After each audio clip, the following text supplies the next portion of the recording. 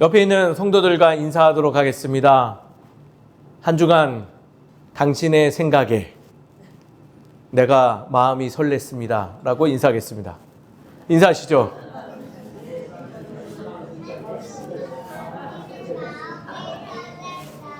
저는 성도님들 때문에 한 주간 마음이 설렜습니다.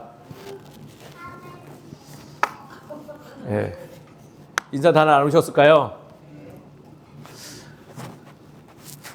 정말 한 주간 설렜습니다. 농담이 아니라 진짜고요. 보고 싶었습니다.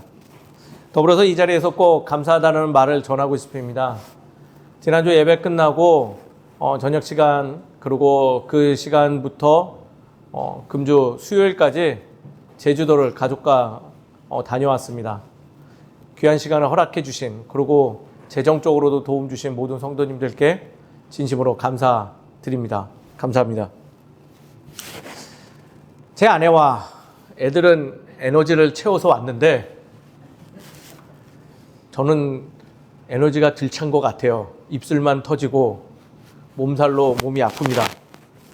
그래도 그 안에 담겨져 있는 여러 마음들을 생각할 때 잘 다녀왔다 생각하니 제 입술을 보시고 너무 측은하게 생각하지 않으셔도 되고 아이고 우리 목사님 또 모시고 온 거 아니냐 그렇게 생각 안 하셔도 될 것 같습니다.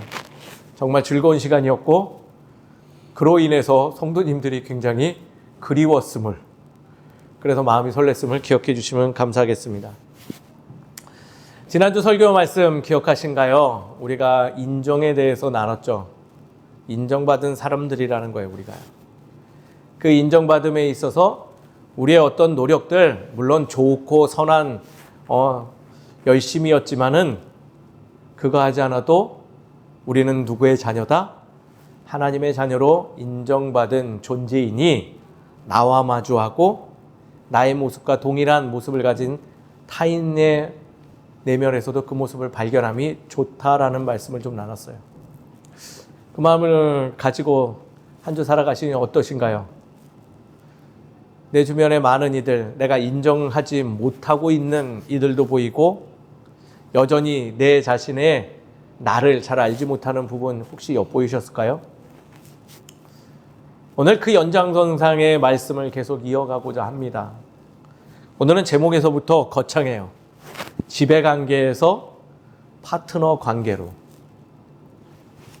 지난주 말씀을 참고하여서 오늘의 말씀도 이어서 조금 더 생각해 보시고 제가 답을 내려드린 것이 아니라 말씀 속에서 들려오는 하나님의 음성에 따라서 내게 주신 선한 그 답들을 찾아가시는 저와 여러분 되시기를 주의 이름으로 축원드립니다. 생각외로 우리는 일상의 삶을 살다 보면요. 관계 속에서 높고 낮음의 관계들을 발견할 때가 있습니다. 예를 들자면 이러한 보편적인 관계 속에서도 그걸 느끼죠. 부모와 자녀 관계, 또 스승과 제자의 관계, 또 선배와 후배의 관계, 또 직장에서 상관과 부하 직원의 관계 등등에서 우리는 그 관계 속에서 무엇을 발견한다고요? 높고 낮음을 발견한다라는 거예요. 그 관계 속에서 우리가 선택하는 자리는 어디일까요? 한번 생각해 보셨으면 좋겠어요. 그리고 찬찬히 생각해 보고 제가 이야기해 볼 때 아마 이런 마음을 품는 이들은 없다 생각합니다. 누군가에게 지배받고 누군가에게 눈치를 보며 어떤 힘 있는 자에게 무조건적인 복종을 원하는 삶을 살고자 원하는 이들은 한 명도 없을 것이에요. 그럼에도 불구하고 우리는 참 아이러니하게도 누군가의 밑에 또는 누군가의 위에 군림하는 삶을 즐겨합니다. 저는 다음과 같은 관계에 놓인 적이 있어요. 영어로 전 이렇게 말하고 싶어요. 파워 언더. 힘의 아래 복종된 상태라고 말씀드리고 싶어요. 누구였냐면 제가 늘 고백하는 저희 아버지와 저의 관계 속에 아버님이지만은 그분이 늘 두려웠어요. 주눅이 들어서 눈치 보고 마음 아파하고 힘들어할 때가 굉장히 많이 있었죠. 그래서 어린 시절, 청소년 시절에 다른 친구의 아버지를 보며 부모님들의 관계를 보면서 매우 부러워한 적이 많았었죠. 저는 당시에 그 시기를 지나면 그 모든 것이 잊혀질 줄 알았어요. 근데 아니더라고요. 문제는 그러한 모습이 사회생활을 하면서도 내가 익숙하게 그 지배 아래 놓일 때가 많이 있었다라는 거예요. 예를 들자면 제가 군대에 갔는데 저희 부대가 굉장히 이렇게 좀 훈련받기 어려운데요. 근데 상관이 잘 못한다는 원하는 수치가 안 나온다고 하여서 무차별적인 폭력을 가하는데 그 폭력을 당해도 말을 못하는 거예요. 그의 말을 절대 복종하고 따르는 모습이 될 때가 있었죠. 군대에서만 그랬을까요? 부교육자 때는요, 제 선배 선임 목사가 부당한 일을 하고 제 것들을 저 몰래 가져가도 그냥 홀로 감내하면서 지내야 되는 시절도 있었어요. 결국 제가 원하지 않는 일들이에요. 누군가에게 지배받고 부당한 일을 당해도 가장 중요하게 나의 의사 표현을 하지 못하는 나의 모습. 그 모습은 그 누구도 원치 않는 모습이라 생각되어집니다. 반대의 경우는 어떨까요? 저는 늘 누군가의 밑에서 그렇게 눈치 보고 당하고만 살았을까요? 예를 들어 파워 오버, 힘 위에 군림하는 자로 살아간 삶도 다수 있었더라고요. 누군가의 위에 힘으로 그를 압박하며 군림하는 모습. 제일 쉬운 모습이 하나 있더라고요. 바로 저희 두 아들 위에 군림하는 제가 있음을 보아요. 제 말을 조금만 듣지 않아도 이놈의 새끼 하고 겁을 주고 치사하게 힘으로 제압하죠. 부모와 자녀 관계 속에서만 그랬을까요? 아니에요. 제가 보니까 제가 좀 더 젊은 시절에 리더를 하는 경우가 종종 있었는데 제가 좀 독재자처럼 폭군처럼 일하는 습성을 갖고 있었더라고요. 제가 원하는 만큼의 수준에 도달하지 않으면 폭언을 일삼고 강제로 끌고 가고 결과물을 얻어냈죠. 마무리되었는데 제 곁에 남아있는 이가 아무도 없었어요. 좀 더 젊은 시절에 생각해 봤더니 제가 후배들 위해 군림하고 있었더라고요. 저를 향해서 인사하지 않으면 조용히 불러서 폭력을 행사하고 그들 위해서 군림했던 나의 모습. 이런 모습은 어떠신가요? 아마 이런 모습도 결코 원하지 않을 거예요. 아마 제 이야기의 사례들은 일반적이지 않지만은 이와 유사한 형태로 우리는 사실 각각의 삶 속에서 누군가 위에 또는 누군가 아래 위치하면서 서로를 지배하고 지배당하는 관계를 보내고 있다는 거죠. 아무도 이런 관계를 원하지 않을 거예요. 왜냐하면 되도록 공평한 관계 속에서 선함을 추구하려고 하는 우리들의 본성이 있기 때문이라는 거죠. 오늘 오순절 얘기를 하면서 왜 이렇게 관계 얘기를 할까라고 생각하시는 분들이 있어요. 그러나 놀랍게도 오늘 오순절 사건, 성령님이 임하신 사건, 마가의 다락방에 모인 120명이 자신의 본 모습을 발견하고 누군가에게 인정받았음을 깨닫고 인정함으로 인해서 그들이 보여준 다음 행위의 모습들은 놀랍게도 지금 이 말씀드린 관계 속에서의 또 다른 길을 보여주었기 때문이라는 거예요. 사랑하는 성도님 여러분, 오늘 제자들과 그들을 만난 이들과의 모습을 통해서 하나님께서 우리에게 요구하시는 하나님 나라의 질서는 무엇인지, 하나님께서 우리에게 그토록 권면하고 있는 하나님 자녀된 모습이 무엇인지를 발견하는 저와 여러분 되시기를 주의 이름으로 축원드립니다. 한번 말씀을 살펴보죠.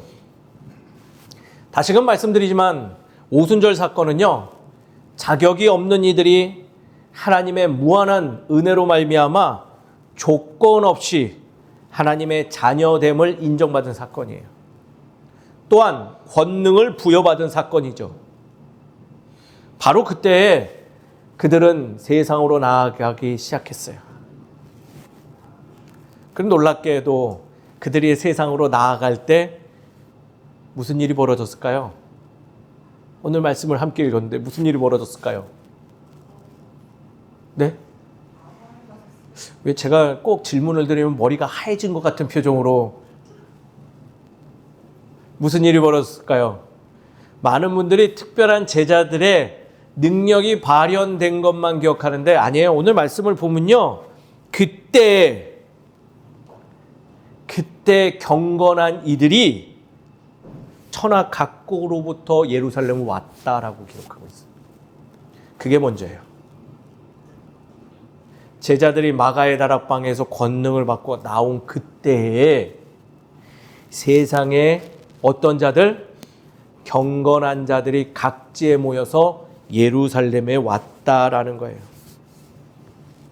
그리고 무엇이 이루어졌어요? 만남이 이루어진 거예요. 만남. 그리고 그 만남을 통하여서 무엇을 하였다? 특별한 능력을 발휘하여 그들과 더불어서 하나님 나라에 대한 이야기를 전하기 시작했다라는 게 오늘의 본문의 말씀인 거예요. 이 점을 좀 명심하셨으면 좋겠어요. 마가의 다락방에서 나오자마자 많은 이들이 무식적으로 이렇게 생각해요. 샬라 방언했다고. 그보다 더 놀라운 사건이 무엇이라고요? 그들이 세상으로 나올 때 세상 각지의 경건한 이들이 예루살렘으로 모였고 만남의 사건이 되었다라는 거예요. 그리고 그들과 더불어서 무엇을 해요? 하나님의 나라의 말씀을 전하기 시작했다고 기록하고 있는 거예요. 이 일을 겪은 각 나라에서 온, 각지에서 온 경건한 이들이 두 부류의 반응을 보였어요. 첫 번째는 어떨까요? 당황하고 놀랐다라고 기록하고 있고요. 또 다른 부류들은 그 제자들을 보며 야, 저들이 세술에 취해서 이상한 소리를 한다라고 반응을 보였다는 거예요. 오늘 말씀에 이 이야기에서 벗어난 부분이 있을까요? 아니에요. 다 그대로예요. 오늘의 말씀을 한번 찬찬히 묵상해 주셨으면 좋겠어요. 왜냐하면 단순하게 우리가 그동안 막연하게 오순절 사건의 은사를 받아서 방언을 해서 참 각국의 언어를 이야기했다라는 것만 먼저 이해를 하면 우리는 좀 뭔가 조그라드는 마음을 느낄 때가 있어요. 뭐예요? 나는 그런 특별한 능력이 없는데. 그 마음은 뭐예요? 나는 자격이 아직 없는데. 또 스스로를 인정하지 못하는 오류에 빠지게 되죠. 그러나 놀라운 것은요, 오늘 말씀 만남의 사건으로 먼저 관점을 돌리면 그런 마음이 사라져요. 하나님이 하나로 모아주시는구나. 자격 없는 내가 권능을 받음으로써 주의 자리로 나아갈 수 있도록 인도해 주시는구나. 우리가 만날 수 있도록 하나님께서는 도와주시는구나 하고 하나님의 보이지 않는 손길들을 우리는 먼저 발견할 수 있다는 거예요.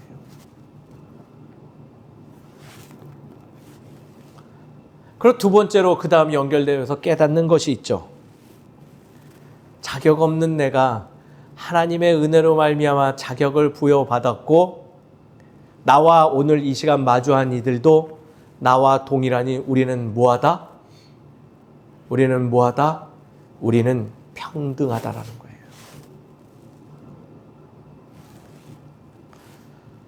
각자 부끄러운 일들을 기억하는 이들이 하나님께 인정받음으로 다락방에 모인 이들은 모두 다 권능을 받은 주의 자녀로 신분이 상승을 했고, 상승한 그 모습을 가지고 누구 위에 군림하는 것이 아니라 그 모습 이대로 세상으로 나아갔더니 나와 동일한 타인들을 마주하게 되므로 너와 내가 하나구나, 너와 내가 공평하구나, 너와 내가 주 안에서 참으로 만나야 될 귀한 지체이구나 하는 것을 알아보며 그들과 무엇을 한 사건? 하나님의 나라의 이야기에 대해 서로 나눔을 가진 사건이라는 거예요.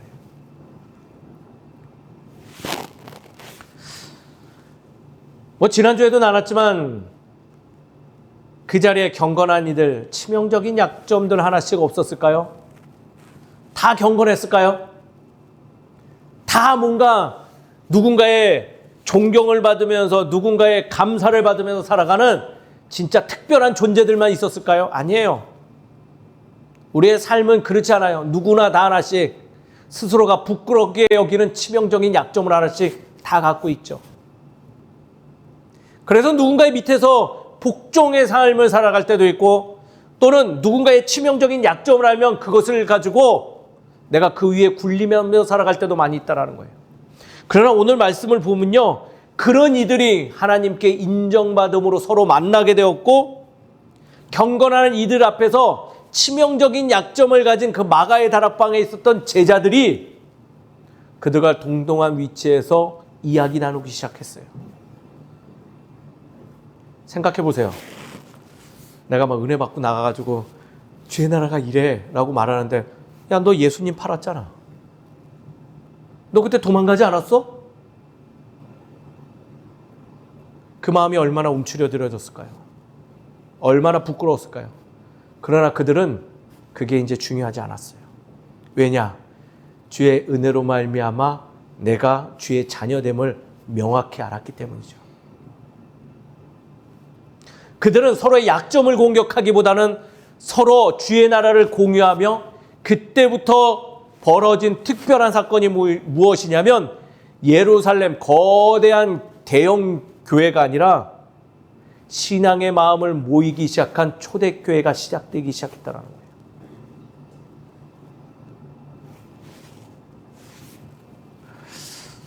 저는 그래서 오순절 사건을 시각을 바꿔서 이렇게 부르고 있어요. 오순절 사건은 특별한 능력을 부여받은 사건인과 동시에 하나님께서 우리에게 허락하신 평등의 사건이다. 서로가 서로 동역자로 만들어준 파트너 관계의 사건이다라고 말씀드리고 싶다라는 거예요. 그리고 그 사건을 더불어서 하나님께서 인도하신 게 무엇이라고요? 바로 초기 기독교 공동체를 세우셨다라는 거예요. 그들은 그런 마음으로 모여서 하나님의 나라의 질서들, 서로의 모습 속에 격려와 위로와 사랑의 마음을 나눔으로 말미암아 신앙적으로 평등해진 이들이 협력해서 선을 이루는 일, 즉 교회 공동체를 이루어갔다는 거예요. 얼마나 아름다운 거예요. 그리고 그 일을 따르는 이들이 지금 우리들인 거예요.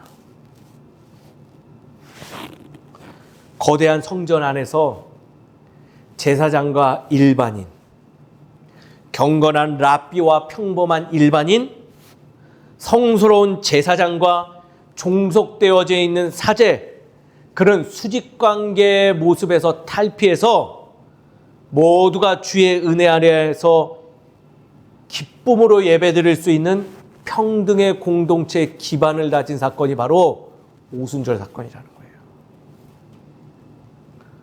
서로가 협력하여 선을 이루는 진정한 신앙 공동체, 그것을 이루기 시작한 첫 번째 사건이 오순절 사건이라는 걸 생각해 볼 때 우리가 얼마나 귀한 하나님의 은혜 속에서 살아가며 그 정신을 잃지 말아야 되는지 다시금 되새겨 보게 하는 말씀이라는 거예요. 사랑하는 성도님 여러분, 우리는 이러한 기초 위에, 우리 기독교는 이러한 신앙의 기초 위에 세워진 하나님의 거룩한 평등의 공동체임을 기억하시는 저와 여러분 되시기를 주의 이름으로 축원드립니다. 우리는 관계 공동체예요. 우리는 평등의 신앙의 공동체예요. 근데 이러한 배경 속에 세워져 있는 공동체임에도 불구하고 지금 시대의 교회는 어떠한가요? 한번 우리들의 부끄러운 모습들도 살펴볼 필요는 있다 생각해요. 최근 불거지는 교회의 모습, 참 말씀과는 거리감 있는 모습이라 생각되어져요. 한국교회 모습을 보면요, 개인적으로 너무 부끄러워요. 요즘 어디 가서 목회자라고 말하기에 정말 부끄러운 마음이 밀려와요. 매스컴을 보면 이상한 선동을 부추기는 이들이 전부 다 기독교인들이에요. 하나같이 누군가의 지시로 상식을 벗어난 일들을 자행하고 있어요. 폭력의 정당성을 하나님의 지시로 정당화하려는 그들의 모습을 보고 있으면 저게 정말 기독교의 정신인가라고 생각할 때가 있어요. 제가 아는 종교로요, 신의 이름으로 폭력을 행사하는 종교는요, 하나 있어요. 뭔지 아세요? 이슬람이에요. 그것도 극우 이슬람. 우리 기독교랑 다른 종교예요. 우리 기독교는 십자가를 칼처럼 휘두르는 종교가 아니에요. 억압받는 그 자리에서 하나님의 뜻이 무엇인지 밝히 말하며 우리 모두가 평등함을 외치는 종교가 바로 기독교인데 참으로 부끄러워요. 그뿐만이 아니에요. 자력적인 신앙의 형태는 좀처럼 보기 힘들고 능력 있는 누군가의 영향만을 받기를 간절히 요청하는 이들이 넘쳐나는 종교가 기독교의 대명사가 되고 있어요. 자신의 신앙의 성장이 더딤을 다른 이에게 짐지우고 원망하고 내가 이렇게 된 건 당신 탓이야?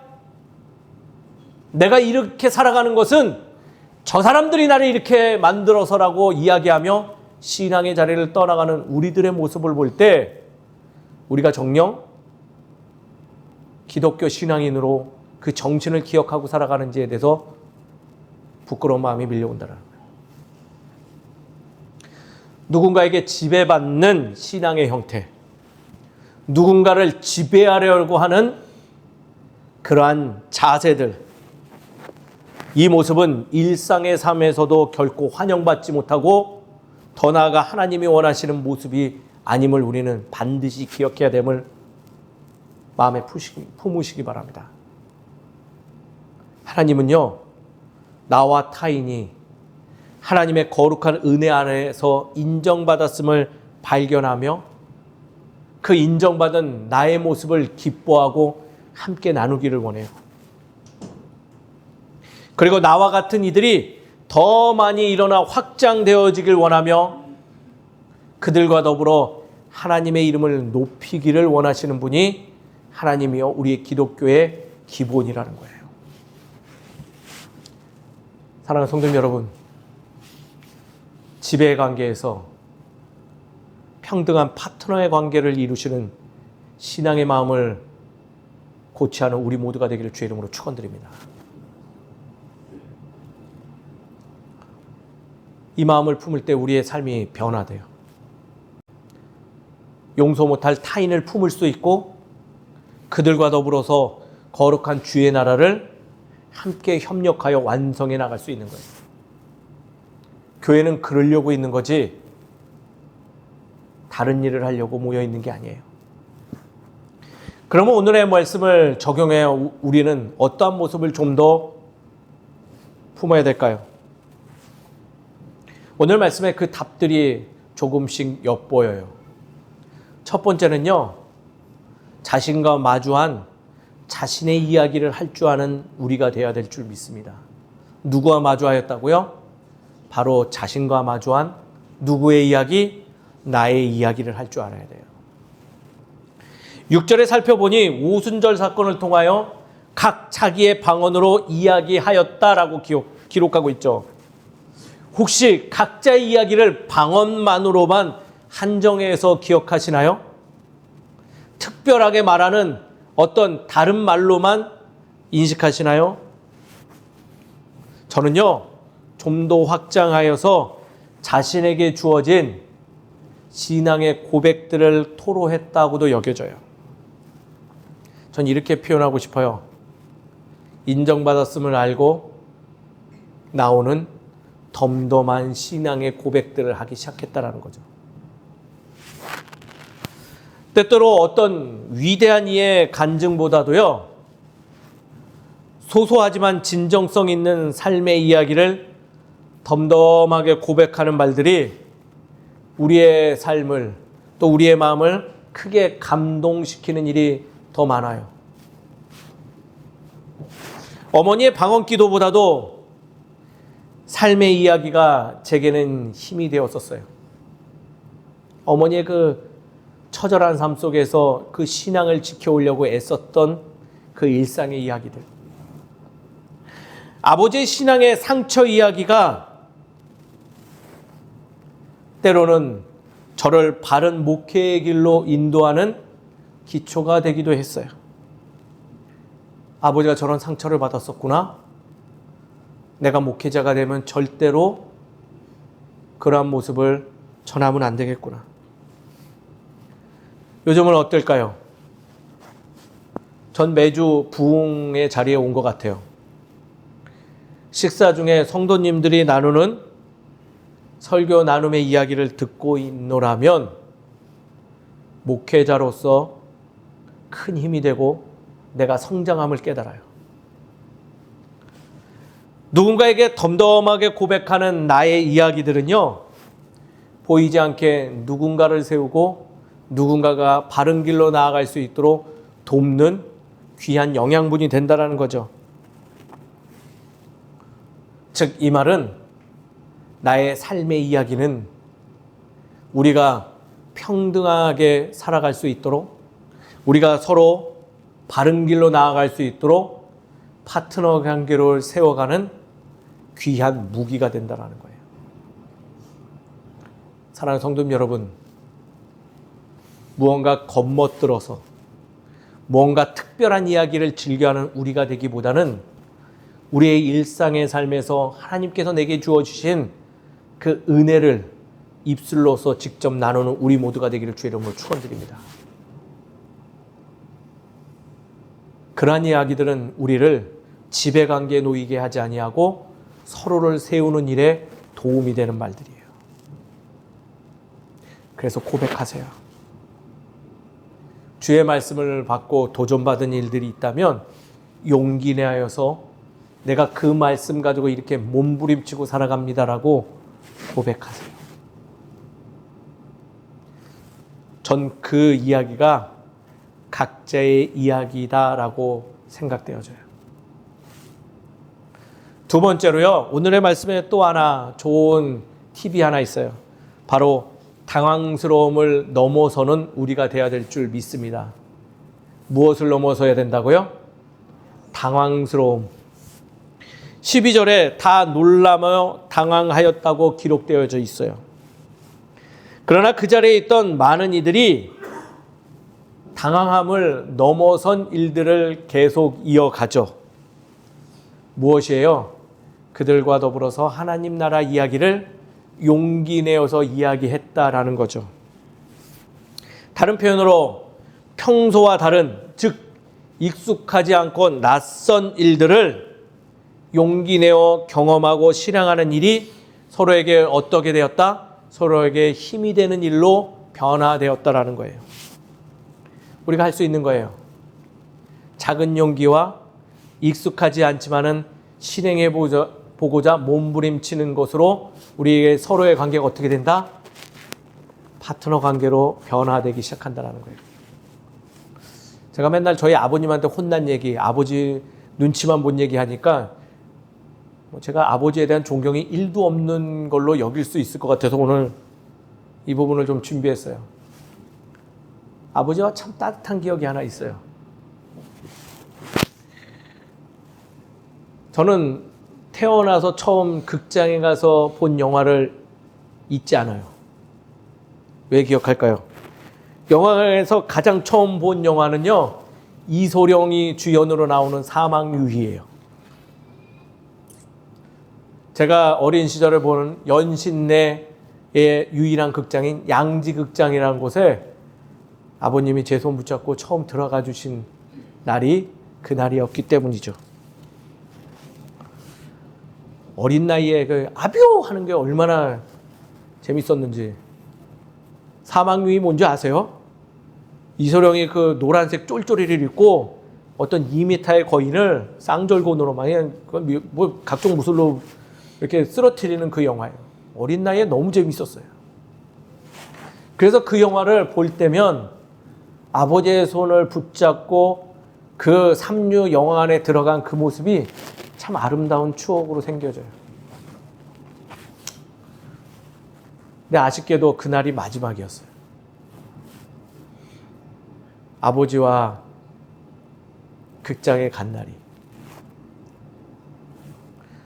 제 나이 30을 넘어서 문득 야, 왜 못 가지? 왜 못 가지? 라고 생각하고 있었는데 생각해 보니까 아까 앞서 말한 대로 늘 아버지가 두려웠고 아버지께 극장 가자고 말하는 게 제게 익숙하지 않아서 하지 못했음을 깨닫게 되었죠.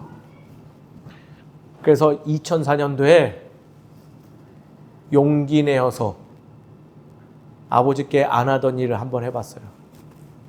아버지, 저랑 극장 가실래요? 안 가실 줄 알았던 그 아버지가 되게 머쓱해하면서 그래 가자 하더라고요. 그래서 그날 그 본 영화도 잊혀지지가 않아요. 2004년도에 개봉한 킹 아더라는 영화예요. 영화 내용은 하나도 기억이 안 나요. 그러나 아버지와 마지막으로 간 그날의 극장의 그 기억이 뚜렷해요. 제가 이 얘기를 왜 할까요?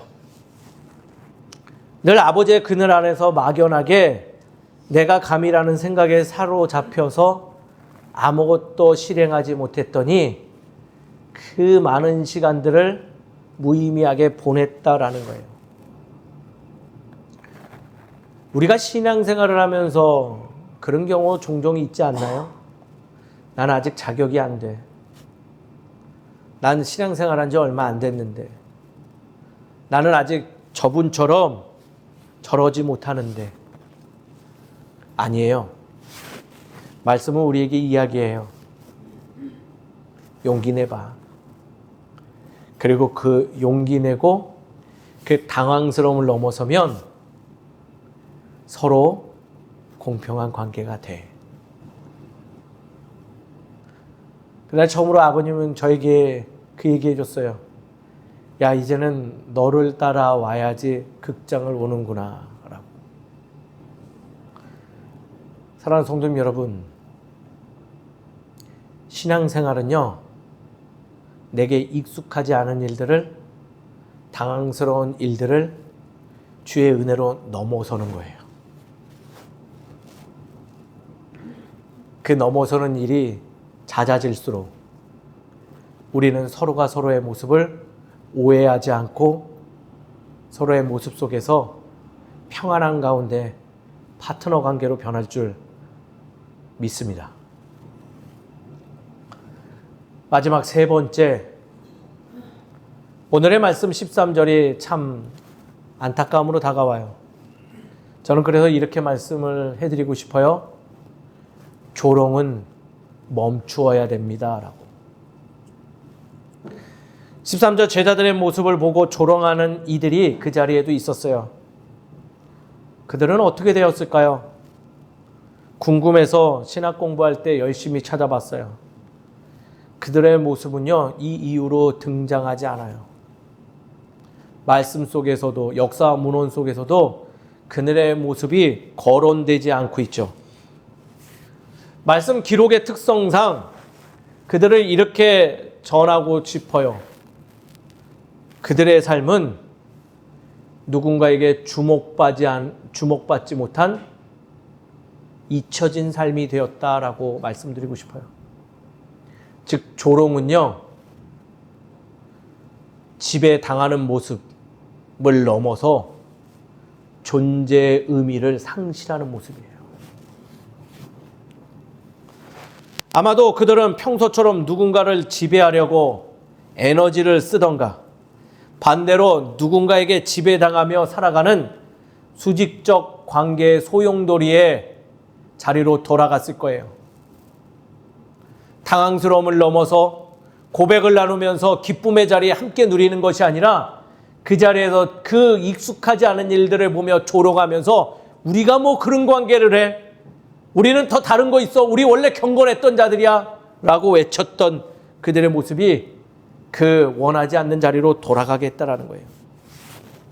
제가 최근에 보는 TV 프로그램이 하나 있어요. 미성년자들은 보면 도움 1도 안 되는 프로그램이에요. 뭐냐면 바로 이혼 숙녀라는 프로그램이에요. 문제 부부가 너무 많이 나와요.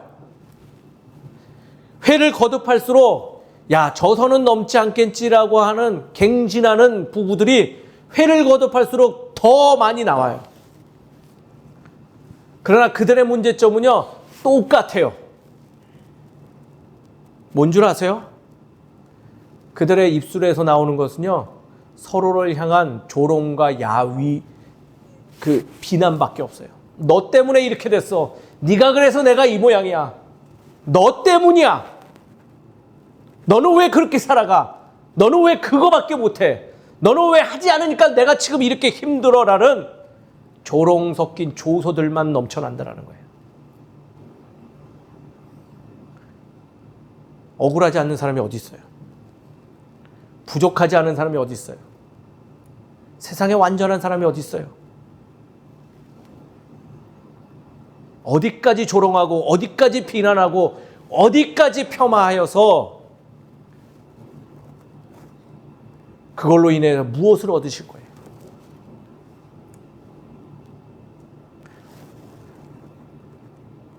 저는 이렇게 말하고 싶어요. 누군가 탓을 하여서 내 마음에 평안함이 오신 적이 있나요? 내 마음의 소용돌이는 멈추지 않아요. 말씀은 그래서 우리에게 이야기해요. 조롱을 멈추어라. 조롱을 멈추고 서로의 모습 속에서 무엇을 발견하나?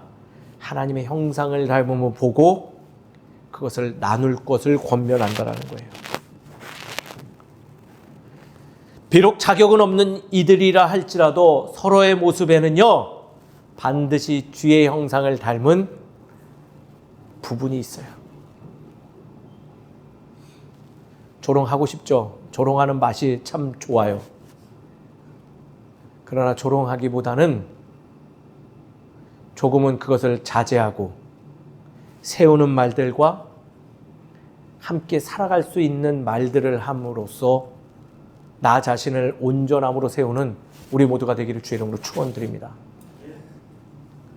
그 모습이 되면 파트너 관계로 변화돼요. 말씀을 정리하죠. 말씀을 따라서 살아가기를 원하십니까? 주께서 허락하신 말씀을 통하여서 평등한 관계를 형성하고자 원하세요? 이 일은 매우 힘든 일이죠. 낯설 거예요. 또 많은 시간도 필요할 거예요. 근데 말씀은 우리에게 증거합니다. 반드시 우리에게 허락되어진 것이라고. 그것을 믿고 지배의 관계에 머물지 마시고 파트너 관계로 나아가는 몸부림하는 우리 모두가 되기를 주의 이름으로 축원드립니다. 오순절 사건을 기억하며 그 삶의 모습을 소유하는 우리 모두가 되기를 주의 이름으로 축원드리겠습니다. 아멘. 성은자매님 반주 조금만 해주세요.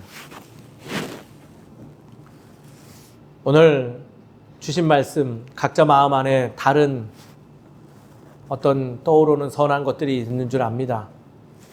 우리의 반주에 맞춰서 한 2문여 정도 오늘의 말씀을 다시금 살피면서 기도하는 시간을 갖도록 하겠습니다.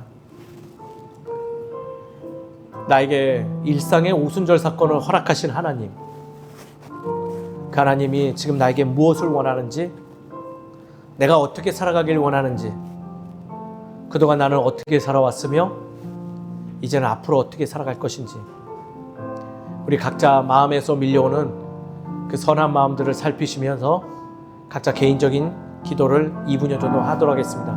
함께 기도하겠습니다. 아버지 하나님, 오늘의 말씀을 통하여서 우리가 참으로 누군가에게 영향받고 누군가에게 영향을 주며 살아가는 우리의 모습들을 발견합니다. 그 관계 속에서 우리가 원하는 것이 무엇인지 살펴볼 때 참으로 그동안 선택했던 것들이 부끄러운 모습들이 많이 있었음을 고백합니다. 아버지 하나님, 이제는 누군가를 지배하고 누군가의 밑에서 복종되어지는 신앙의 형태가 아닌 서로 주님께서 주신 은혜 안에서 서로의 온전함을 나누고 서로의 기쁨을 함께 나누며 하나님 나라의 은혜를 가지고 서로를 세울 수 있는 우리 되게 하여 주시옵소서. 너 때문이 아니라 내 안에 있는 부족함을 주께 올려드리며 주의 은혜로 채워가는 우리 되기를 간절히 소망합니다. 나의 입술이 주의 것을 고백하고 나의 삶이 주의 자리로 나아가는 데 열심을 다하며 누구를 비난하고 탓을 하기보다는 상대의 모습 속에서 주의 거룩함을 찾아내고 주의 형상을 알아내므로 그들과 더불어 주의 나라를 온전히 이루어가는 신앙의 공동체를 이루기를 원하오니 주여 허락하여 주시옵소서. 반드시 주님께서 허락하신 일인 줄 압니다. 주님 도와주시옵시고 인도하여 주시옵소서. 아버지,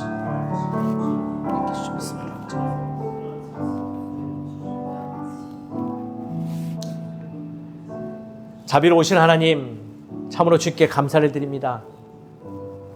오순절 사건에 일어난 일들을 통하여서 우리가 기억하지 못하는 우리의 연약함들을 기억하게 하시고 그것을 다시금 변화시킬 수 있는 기회를 허락해 주심을 주께 감사를 드립니다.